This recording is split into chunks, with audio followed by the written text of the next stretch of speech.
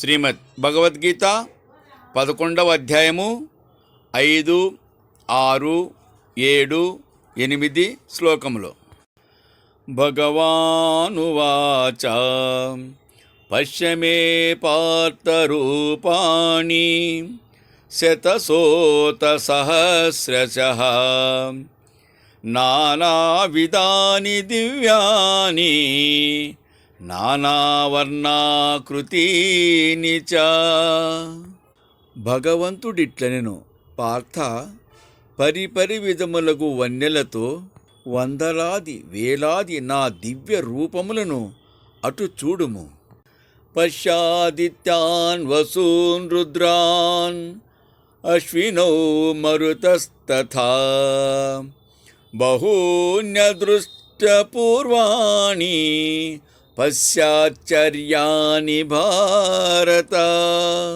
అర్జున, ఆదిత్యులను, వసువులను, రుద్రులను, అశ్వినులను, మరుత్తులను వెయ్యేల కని విని ఎరుగని అద్భుత చిత్రములను చూడుము, మరీ చూడుము.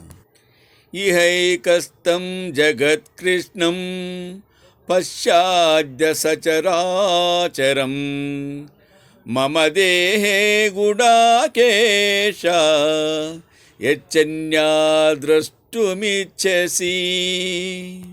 గుడాకేశ, జడచేతనాత్మకమగు విశ్వజగత్తు ఇదో నా దేహమునందు ఒకానొక మూలనున్నది, చూడుము.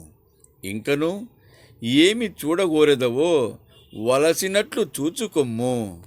నతు మాం శక్యసే ద్రష్టుం అనేనైవ స్వచక్షుషా దివ్యం దదామి తే చక్షుః పశ్య మే యోగమైశ్వరం.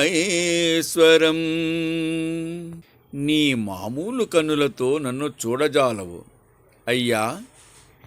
నీకు దివ్య దృష్టినిచ్చెదను, నా అలౌకిక యోగశక్తిని విలోకింపుము.